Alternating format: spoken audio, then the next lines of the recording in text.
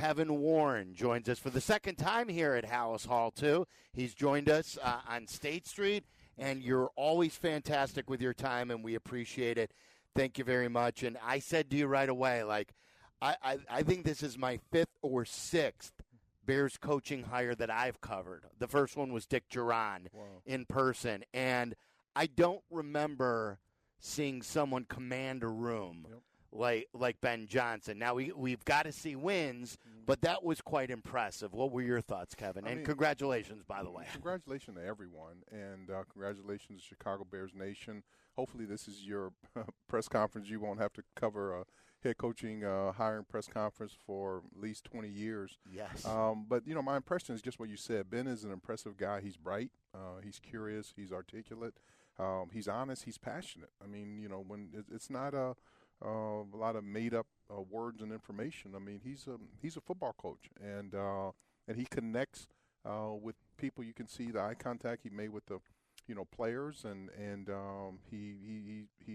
he's excited, and this is truly a blessing for us to be able to come together, and as I said, to have this marriage come together so smoothly. If you can go back to the start of the entire process, you kind of describe to us what it was like to cast the wide net and ultimately conclude where you concluded today. Yeah, I mean it's always good. It was almost very eerily similar to watching Ryan put together the draft board when Caleb went number one. It's always special when your number one person from day one ends up coming to you, and you can consummate a relationship. So you guys had been identified from the very beginning. Very beginning. Yeah. I mean, he was number one of one, and so it's good when that comes together. Now it's a lot of work that goes into it, especially with the number of people that we interviewed. And but it was good. We were able to one, get all of the things organized from a National Football League compliance standpoint, to talk to people, because these processes take time, and it's not just an interview, let's make a decision. I mean, the interview, the ones you had to do on Zoom were 3 hours, but I would say I know for me, for candidates, I was spending 3 or 4 hours just following up with people, getting references and referrals from each one of those interviews. So it's like a multiplier, effect. And like I said, with Ben, to go back, all the way from the early start of his career, and even, early part of his, coaching career and playing career in college, to talk to different people. Because what you have to do is you have to piece these things together. These are massive decisions. And it's not only that you're trying to find out information of something that someone didn't do well or some issue. I was really trying to explore is what are ways that we can do, what are things that we can do, and what are ways we can do to help them at the end of the day. Yeah. Because it's not just, as you saw in there, he's not just on an island by himself. He's coaching the offense, the defense, special teams, leadership. You got off-field issues. He's a young husband. He's a young father. There are a lot of things that go into these jobs are demanding. And so we're trying, then that's a good thing about Ryan. He's such a forward-thinking and innovative person. We're trying to create ways of how we can create an environment for Coach Johnson to be the best version of himself. We have obviously, Waddle and I, we sit and we talk about the Bears almost nonstop.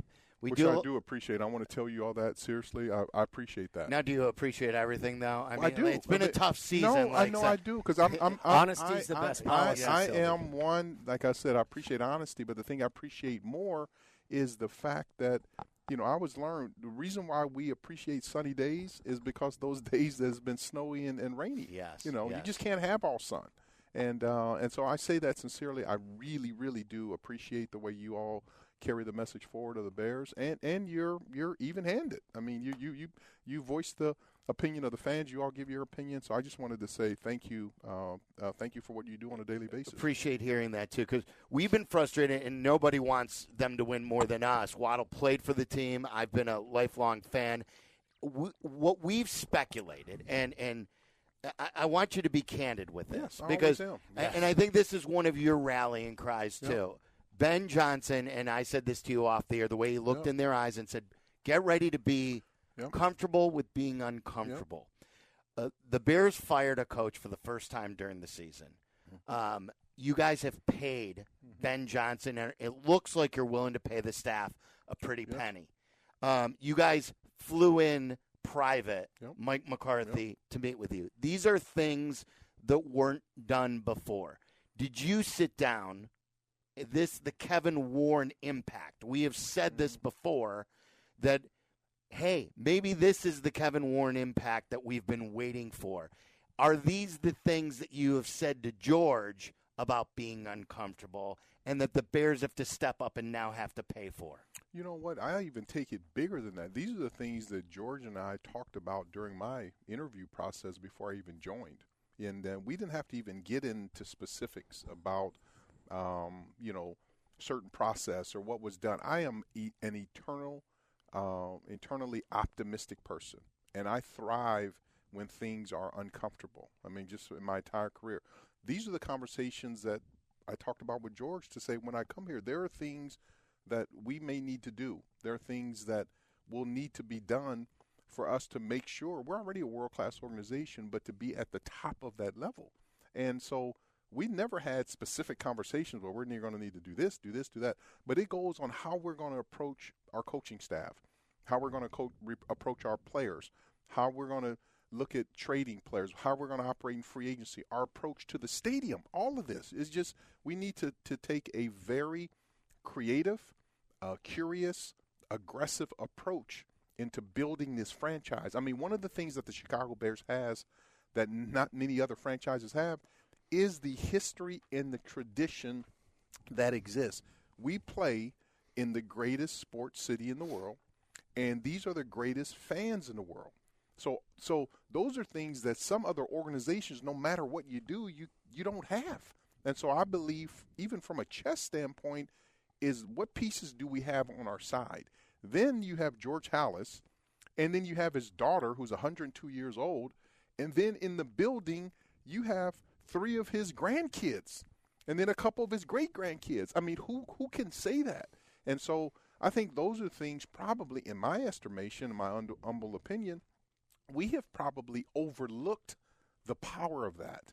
And so when you have a fan base and in Chicago with George Halas, his reputation, tradition, and the McCaskey's family, all those different things. And so I say those are assets that we have on our side of the fence. All the other things are pretty easy to build. But Kevin, candidly, that's all great, but it doesn't get you far if you don't pay. Correct? Yes. But in life, you only get what you ask for. It's interesting. I'm going through. I'm on this 40-day prayer journal. I'm on day 31, and the lesson last night, I read it every night before I go to bed, is written by Mark Batterson. It's a 40-day prayer circle.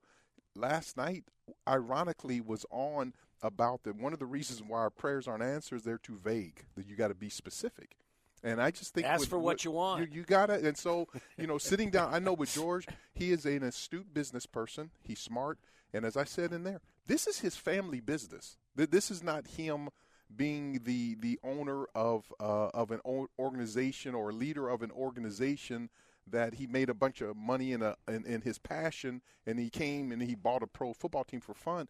This is the only thing that's in his DNA. This is literally in his DNA. So because of that, it becomes critically important to George, and he and I are very similar to this, is that things need to make sense. And so I have never had an issue when we've sat down and discussed what it takes. And the question that I always ask, I will answer the question for him, this will help us win football games. This will make us a better organization. That's my standard. And I'm not about interested in spending money just for the sport of spending money. The question I have, will this make us better? And I cannot remember one single time since he and I have been working together that I brought something forth to him that was going to help us win and make us better that he said no, or not now. It was absolutely. And even a little bead of sweat on his forehead as he Not saw even a what the bead of price sweat. tag was. Yeah, and so, as someone who cashed Bears checks for a while, I feel comfortable just asking. I would say so. Yeah. And so one of the things I think people need to recognize and understand, as I said in there, we're both fiscally responsible people. I feel like I have a fiduciary responsibility, not only to George, to his family, to the legacy and the tradition, but we are in a business that talent does rule, and you need to have talent on the field. You need to have talented coaches, And when you get a talented head coach, you will get a talented assistant coaches. You need to have talented people in the personnel. You need to make sure you create an environment with resources.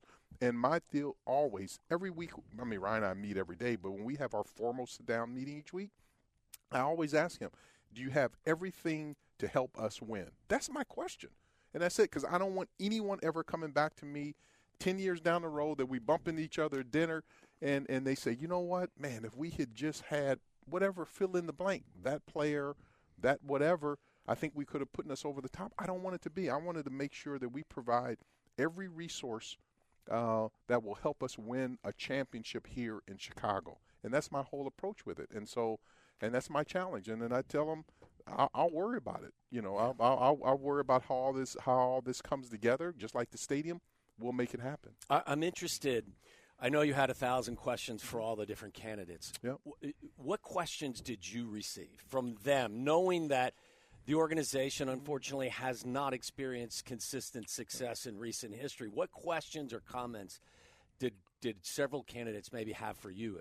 I think the biggest thing is that I had a lot of different questions, but I'm trying to think one that I had, various questions on was to make sure that were we really committed to building a winner, in Chicago? Were we willing to do what it takes within the rules? And the answer was yes, unequivocally.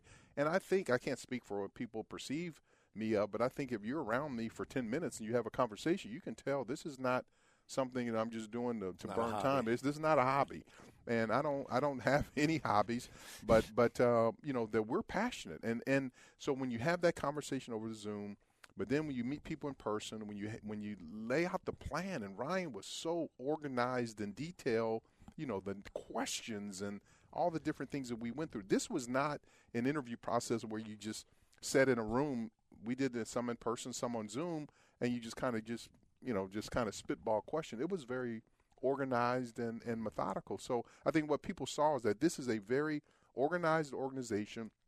And one thing I tip my hat to, George was in every single interview. And when you have ownership in it wasn't like he came in and said hi for 10 minutes and then bounced out and came back to. He sat in every single interview. And then I was able to articulate that when you think about it, George's office is 40 steps from my office. Ryan's office is 10 steps from my office. And then the head coach's office is probably 40 steps from Ryan's office, that we're here. One of the things that was interesting, a list of the candidates, said this, is that one of the things that they had heard, and this is how things come together, and they had even saw in Hard Knocks that some buildings around the NFL are really nice buildings, but they're not designed from a football standpoint. And one thing about Hallis Hall that has jumped off the mat to them that they saw in Hard Knocks, that they saw if they were in the building, and when they've been here, this was designed for a football team to be successful. It wasn't just like, oh, that's a nice building.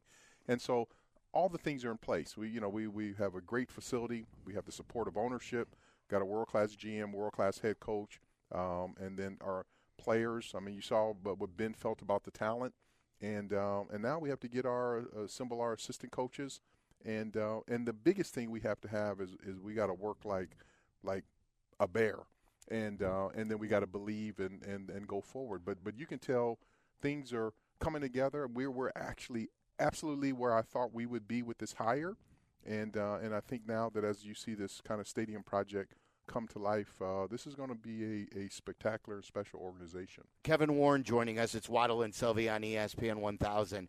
Last year, you doubled down on Eberflus, and you said, look, these things take time. Mm-hmm. And then a year later, we went through this. It was a really tough year.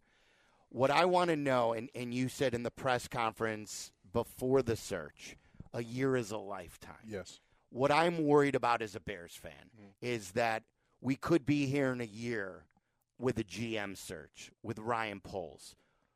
Tell us. Don't worry about that.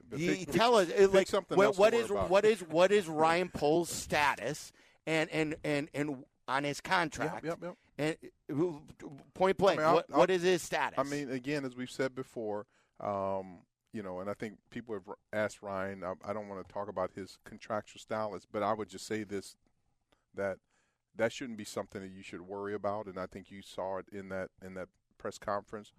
Ben and Ryan, Ben said it was out of Ben's mouth. He said, we are absolutely locked and joined at the hip. So when you see two individuals in their late 30s who are joined at the hip, who have a positive working relationship, even like you said, all the way back to Boston College, that won't be a worry or concern. Yeah, he's a BC guy. Yeah. Cradle of coaches I know, now. that's I think right. BC That's is. bigger I think than that. Yes, coaches and personnel. That's right. It's the you cradle think of about everything. Everything. When you sat down on the topic of Ryan, have you guys had some really detailed, difficult conversations about where it may have gone wrong and why it went wrong to try to circumvent and prevent some of the mistakes happening going forward with Ben? Yeah, I would call them what Ryan and I have done. We've done it from day one, but we've even gotten even more proficient at it. Is we call them like after action reports.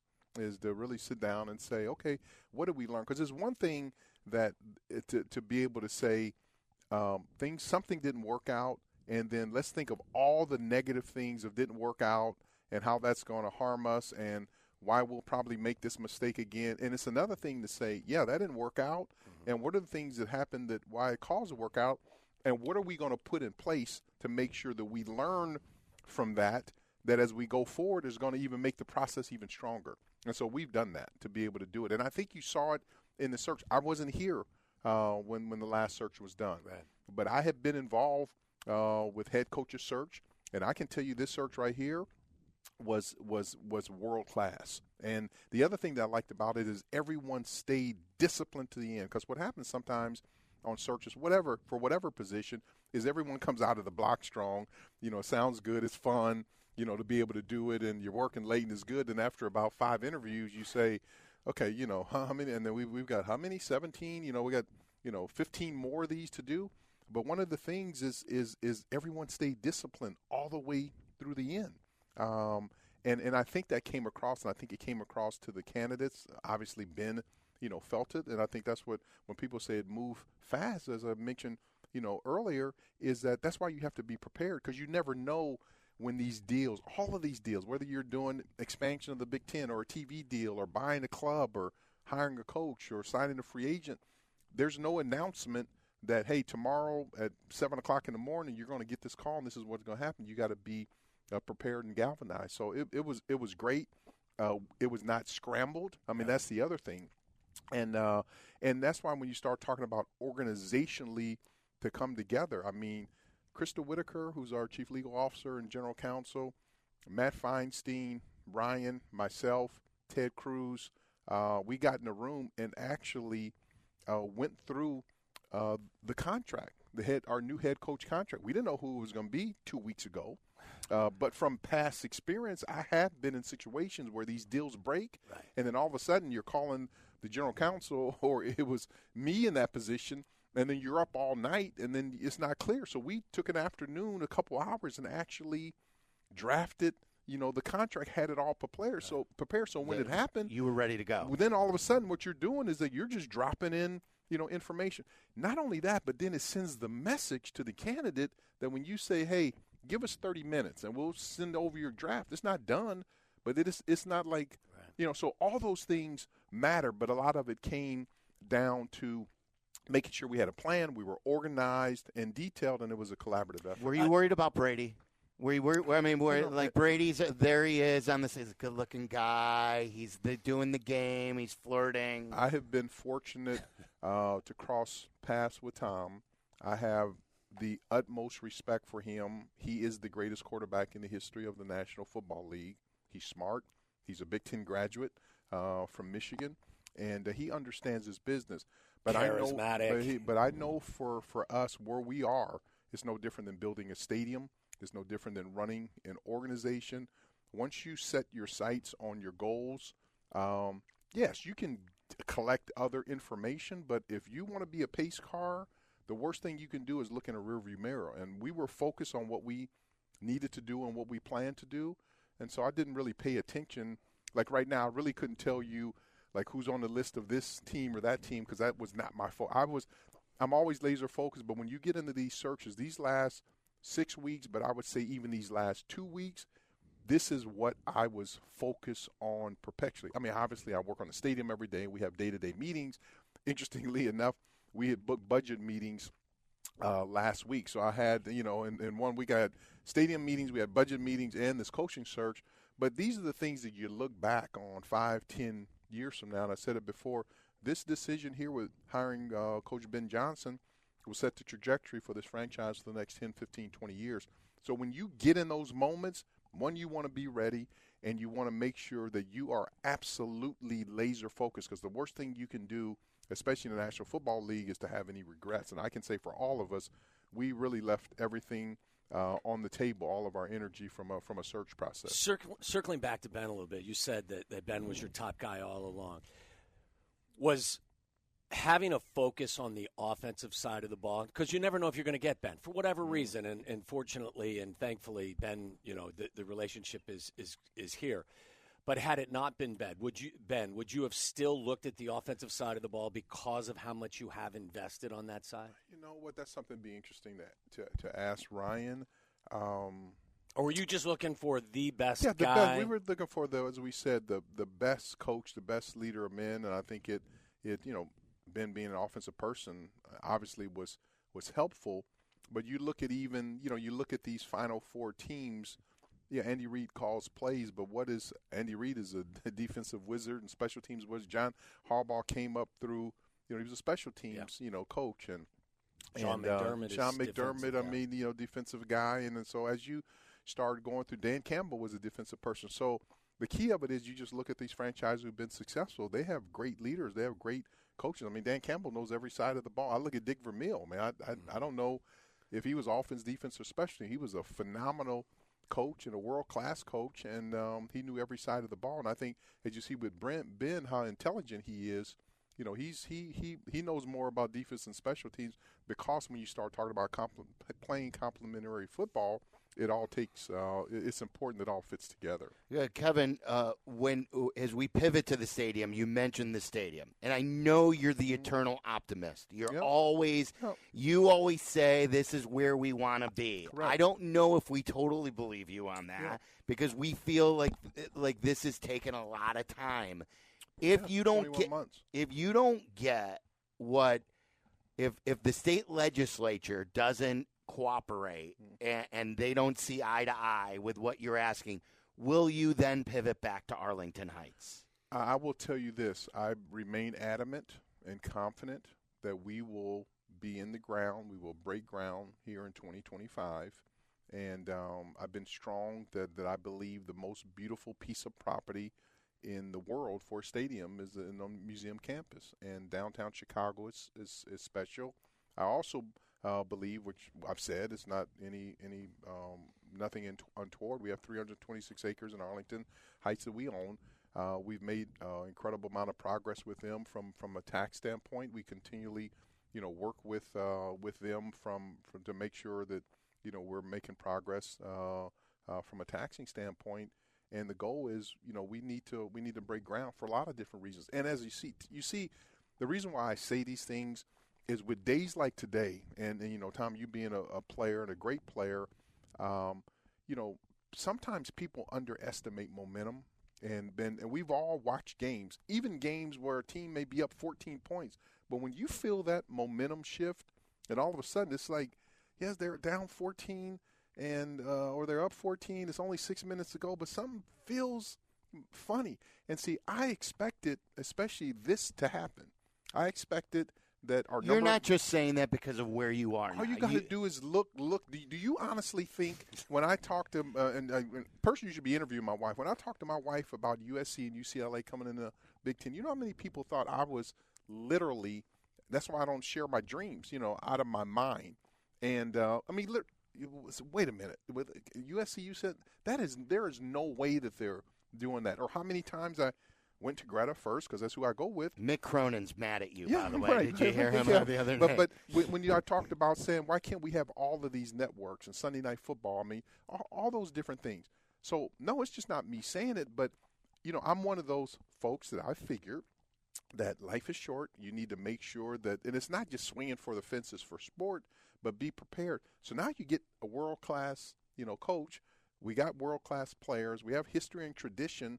So one of the reasons why I feel like it is we have momentum, here. And all these stadium projects are complicated. I lived it in Minnesota. I get it. But it's really important. So now when you think about being able to get this stadium out of the ground, you know what this does for the Chicago Bears? It's not the Chicago Bears. It really is for the state of Illinois. Do you think the lack of success on the field has kind of stopped some of that momentum you talk about? I don't really think so, because you look what's going on in Kansas City, with them. They won 3 out of the last 4 Super Bowls, and they're still working on their stadium projects. These projects are massive. I mean, they're expensive. They're complicated. I mean, there's interest rate issues, there's financial issues, there's purchasing of steel. I mean, there's all kind of things that go into it. That's why you build them once every 30, 35, 40 With years. that as the backdrop, it sounds like, timing is more important to you now than maybe it was 12 months ago. So, like 2025, we got to get this thing going this year. We need and we need to for a lot of different reasons. Plus, a lot of folks that I talk with at church and just in our neighborhood and friends, this will create a massive amount of jobs, to be able to create over 40,000, 50,000 jobs. You know how many Illinois companies that will be able to go to work? And I keep going back to it, is I always look around. I always judge the vibrancy and the fiscal strength of a city, a county, and state based upon the number of cranes in the air. And I just always look around. And one thing that concerns me about the city of Chicago and even the state of Illinois is that we don't have a lot of cranes in there. There's not a lot of construction, going on. And I just think when you get these massive construction projects going, it has a way to create jobs and tax base and people to work and energy. Is progress. It's no different when you see new homes in your neighborhood being built. It sends the message that, you know what, people want to be here. They want to live here. I had a pastor in Kansas City, Emmanuel Cleaver, who now is a congressman, but he married Greta and I, and one time he said, I know a lot of you all complain when you hear babies crying in church. You want them taken out of church. He said, I look at it as a compliment because that tells us that's our future. Because if you don't hear babies crying, you don't have a future. Construction is a way to say that's our future. And so I always look around, and so you go to some of these other states, in the country, out of the country. You look at Toronto. You look at Nashville. I mean, you look at Tampa. Some of these places you go, and you can tell that, look at that, go to Nashville. Oh, I know. I had 2 kids go to school there. So you know that. I mean just there's 20 cranes in the air 20 cranes. So people are moving. People want to go to school there. So I say that to say one of the great things about our Chicago Bears Stadium that we will have, it will bring our fan base, will bring this state, it'll bring it to life, and it'll bring it together because of the work, the jobs, and the construction opportunities. So I'm excited about it. But Kevin, like we get these phone calls, and let me just give you a list here, respectfully. Yeah. That you always talk about George Halas. Yep. George Halas back in the 70s wanted to move the team to Arlington Heights. Mm-hmm. It took years to get that land. You finally own that land. Yep. You can build whatever you want on your own land. We get calls and we get people who were in those seminars that you guys had who said, look, we don't have enough parking. We don't have enough tailgating. We can't do that downtown. We want to go to Arlington Heights. Right. Why not Arlington Heights? Yeah, I say again, we will be in the ground in 2025. So it could be there. Well, always. We own the land there. But we had a whole bunch of tax stuff that we needed to work out. We could not build a stadium in Arlington Heights until we have tax certainty. You just can't do it. And so those are some of the issues that we continually work on. So I think now, especially, with Coach Johnson being here, and it is going to be exciting on football. And, I mean, like I said, I spend time in every aspect of the business, but – so stadium is always, one of my top priorities, but I'm going to really lean into it. All right. So we'll break the story here. That'll be perfect. We want to hear. Can you promise us this? That we've heard about the shovels. Yeah. Will you invite Waddle and me? Yes. With an honorary shovel. Can we I'm gonna go a step forward. So you're shooting at the knees. We got to go higher. Let's go. You're not going to get an honorary shovel. Okay. Kevin's going to hit you across the face. Yeah, right. He's going to take the shovel and he's going to knock me out. No, but you're going to have a hard hat too with your name Waddle and Sylvie on it. Okay. Okay. And so I look forward to you dig in, picture that little ground up in the little dirt up in the air. I'm all for work. And that's when it's on. Put me to work. Let's go. No, I'm serious. Yeah. I'm being candid. So I look forward to that day to see it come together, and it's exciting. I mean, this is a good time for this franchise, and you could feel it in that room. Yeah, you can feel the passion, whether it's the conversation about the stadium or it's the conversation about the new coach. Yep. And I love our fam. I mean, you know that. I really, and that's one of the reasons that my attitude and energy never changes. I absolutely love our fans, and I'm looking forward to making progress each and every day, not only from a stadium, but a business operation, but from a football standpoint. And a shout out to your wife, who is she still listening, even though we've been critical? No, I mean we've been doing this a long time. Greta listens every single day. She sends me text messages. She calls me. She listens. So she's how she shout is. out Greta. Yeah, shout out to Greta for sure. Thank you so much for spending it. And congratulations to you guys. No, great hire. Just really congratulations to everyone. Yeah, yes, but we're on a time to get it right. So looks forward to today. Was a good day. Kevin Warren always is a man of his word. He sits down with us. He chats with us. He goes back and forth with us. And joining us here at Halas Hall, it's Waddle and Sylvie on ESPN 1000.